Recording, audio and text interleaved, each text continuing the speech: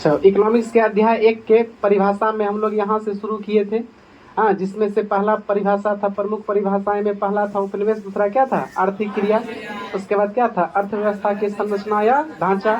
ठीक है, ये वाला पढ़ लिए थे। ठीक है, अब इसमें क्या बताए थे कि अगला इसमें बात क्या था, हाँ, कि ये वाला पढ़े थे। इसको 3 भागों में बांटा गया है। एक है प्राथमिक क्षेत्र, दूसरा है द्वितीय क्षेत्र और तीसरा क्या है, तृतीय क्षेत्र। ठीक है, प्राथमिक क्षेत्र को क्या कहते हैं, कृषि क्षेत्र। द्वितीय क्षेत्र को क्या कहते हैं, औद्योगिक क्षेत्र। और तृतीय क्षेत्र को क्या कहते हैं, सेवा क्षेत्र। ये वाला पढ़ लिए हैं, इसका परिभाषा भी हो गया था। ठीक है, इसके बाद आगे हम लोग क्या पढ़े थे। ठीक है, तो आगे ये था अर्थव्यवस्था के कितने प्रकार होते हैं, 3। ठीक है, विश्व में 3 प्रकार की अर्थव्यवस्था पाई जाती है, पूंजीवादी, समाजवादी और मिश्रित। ठीक है, इसका परिभाषा भी हम लोग देख लिए थे। इस प्रकार से था इसका परिभाषा। ठीक है, मिश्रित अर्थव्यवस्था, भारत किसका उदाहरण है, मिश्रित अर्थव्यवस्था। अमेरिका में कैसी व्यवस्था है, पूंजीवादी। अमेरिका में कैसी है, पूंजीवादी।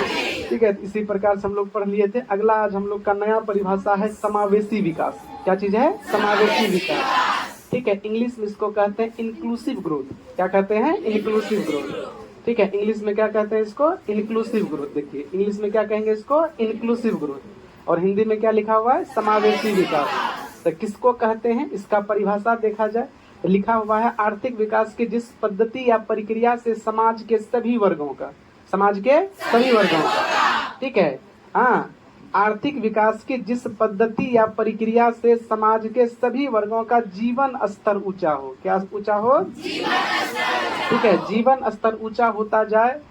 हाँ, ठीक है, तथा समाज का कोई भी वर्ग विकास के लाभ तक होता नहीं रहे, ऐसे ही विकास की क्रिया को क्या कहेंगे, समावेशी विकास। ठीक है, या दूसरे अर्थों में ये समझें कि समावेशी विकास हम उसको कहेंगे जिससे समाज के प्रत्येक वर्ग का विकास हो, कोई इस विकास के लाभ से छूता नहीं रहे। यदि उदाहरण के तौर पे देखें, यदि हमारे समाज में, हमारा गांव बड़ा है और हमारा समाज जैसे है, उसमें से किसी एक छोर में विकास हुआ और दूसरे तरफ नहीं हुआ, उसको कहेंगे समावेशी विकास नहीं है। ठीक है, गांव के किसी कोने में पानी का टंकी बिठाया गया, उसमें नल जल का पानी आ गया, लेकिन किसी एक कोने में ऐसा नहीं किया गया, तो हम कहेंगे समावेशी विकास नहीं हुआ। समावेशी विकास का मतलब ये हुआ कि आर्थिक विकास की वह पद्धति या प्रक्रिया जिससे समाज के प्रत्येक वर्ग का विकास हो, समाज के प्रत्येक वर्ग का विकास हो और कोई भी इस विकास के लाभ के पद से छूता नहीं रहे।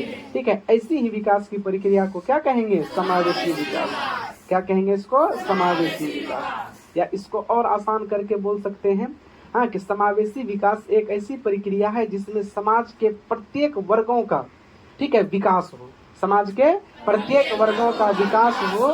ठीक है, इससे कोई अछूता नहीं रहे, ऐसे ही विकास की प्रक्रिया को क्या कहेंगे, समावेशी विकास। क्या कहेंगे इसको, समावेशी विकास। तो चलिए अगला परिभाषा फिर देखते हैं, बहुत इंपॉर्टेंट है। अगला है सतत विकास। क्या चीज है, सतत विकास। ठीक है, एग्जाम के लिए बहुत इंपॉर्टेंट है। इसको इंग्लिश में कहते हैं सस्टेनेबल डेवलपमेंट। क्या कहते हैं इसको, सस्टेनेबल डेवलपमेंट। ठीक है, इंग्लिश में इसको क्या कहेंगे, सस्टेनेबल डेवलपमेंट। ठीक है, ऐसा विकास जो जारी रहे, ऐसा विकास जो जारी रहे, जो टिकाऊ बना रहे, जो वर्तमान के साथ साथ भविष्य में भी प्रयोग में आए। ठीक है, ऐसे ही विकास को क्या कहेंगे, सतत। और सतत का मतलब ही होता है लगातार। सतत का मतलब क्या होता है, लगातार। सतत का मतलब क्या होता है, लगातार। ठीक है, ऐसा विकास जो जारी रहे, टिकाऊ बना रहे, जो वर्तमान के साथ साथ भविष्य में भी प्रयोग में आए। ठीक है, ऐसे ही विकास को क्या कहेंगे, सतत विकास। ऐसे ही विकास को क्या कहेंगे, सतत विकास। ठीक है, एक बार फिर से देख लिया जाए।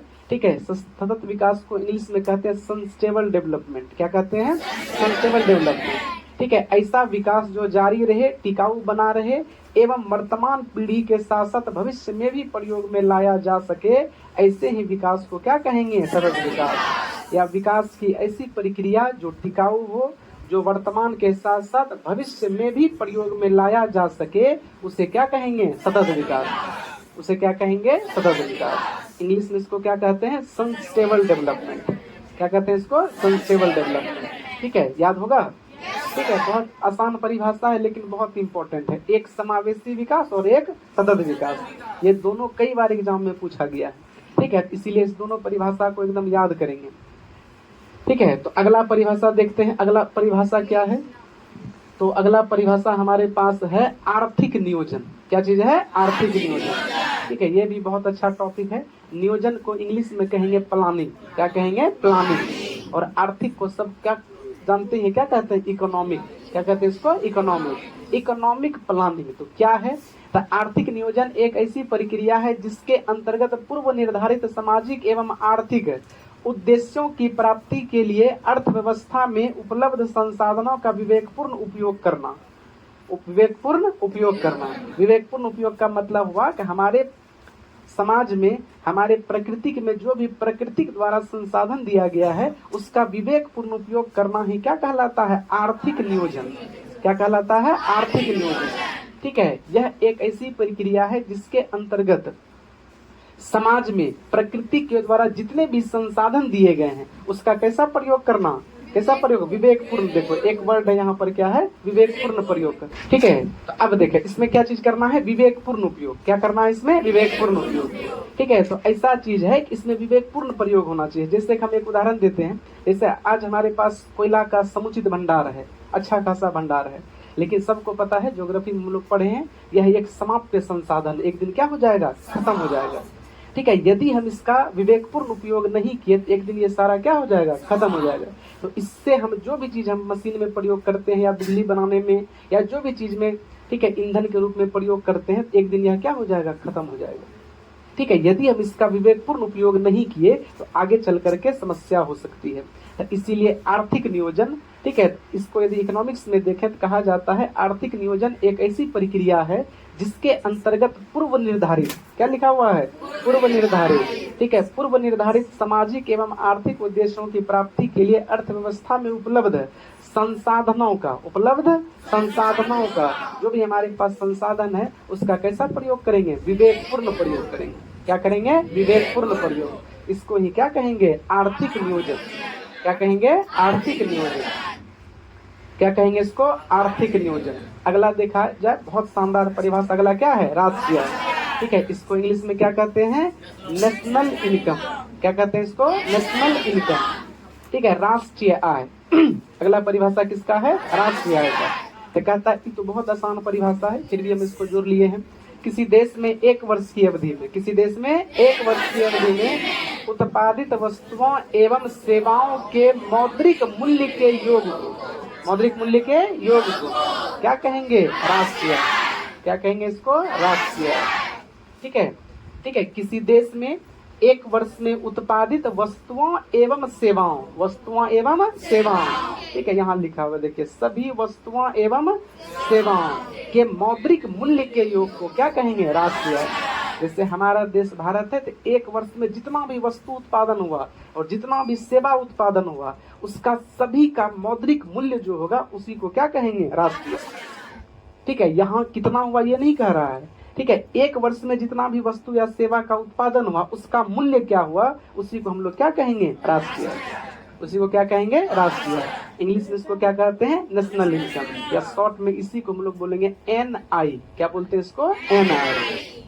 ठीक है, तो राष्ट्रीय किसे कहेंगे? एक वर्ष की अवधि में, किसी देश में एक वर्ष की अवधि में उत्पादित वस्तुओं एवं सेवाओं के मौद्रिक मूल्य के योग को क्या कहेंगे? राष्ट्रीय। क्या कहेंगे? राष्ट्रीय। अगला देखिए, अगला है प्रति व्यक्ति आय। अगला क्या है? प्रति व्यक्ति आय, पर कैपिटा इनकम। इंग्लिश में इसको क्या कहते हैं? Per capita income. इंग्लिश में क्या कहेंगे इसको? Per capita income. ठीक है, ये भी बहुत आसान है कि देश की कुल जनसंख्या है, उसके बाद देश का टोटल आय जितना है, ठीक है, तो टोटल आय में देश की कुल जनसंख्या से भाग दे देंगे तो क्या निकल जाएगा? प्रति व्यक्ति आय। क्या निकल जाएगा? प्रति व्यक्ति आय। कि हमारे देश में जितना इनकम हुआ सबको ऊपर और देश में जितनी जनसंख्या उसको नीचे से भाग दे देंगे तो क्या हो जाएगा? हमको क्या मिलेगा? प्रति व्यक्ति आय। उसी को भाषा में लिख दिए हैं। राष्ट्रीय आय को देश की कुल जनसंख्या से भाग देने से प्राप्त भागफल को, प्राप्त भागफल को प्रति व्यक्ति आय कहते हैं। या दूसरे भाषा में हम यह भी कह सकते हैं कि राष्ट्रीय आय एवं राष्ट्र की कुल जनसंख्या के अनुपात को, कुल जनसंख्या के अनुपात को प्रति व्यक्ति आय कहते हैं। अनुपात माना बटन। अनुपात माने क्या होता है? बटन। हाँ, तो क्या कहेंगे कि देश की कुल राष्ट्रीय आय एवं देश की कुल जनसंख्या के अनुपात को प्रति व्यक्ति आय कहते हैं, या नहीं तो लिखा हुआ है राष्ट्र आय को देश की कुल जनसंख्या से भाग देने पर प्राप्त भागफल को क्या कहेंगे? प्रति व्यक्ति आय। क्या कहेंगे? प्रति व्यक्ति आय।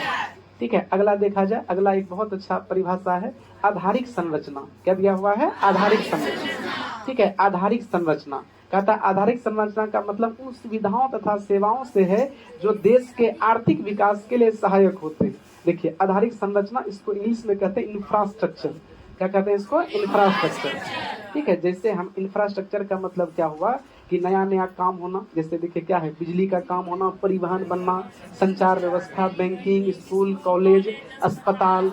ठीक है, या किसी का पर्सनल मकान हो, जैसे मान लीजिए हम जैसे स्कूल या कॉलेज का उदाहरण देते हैं, किसी का पर्सनल घर है, अब स्कूल या कॉलेज बनेगा, इसमें कितने आदमी को रोजगार मिलेगा?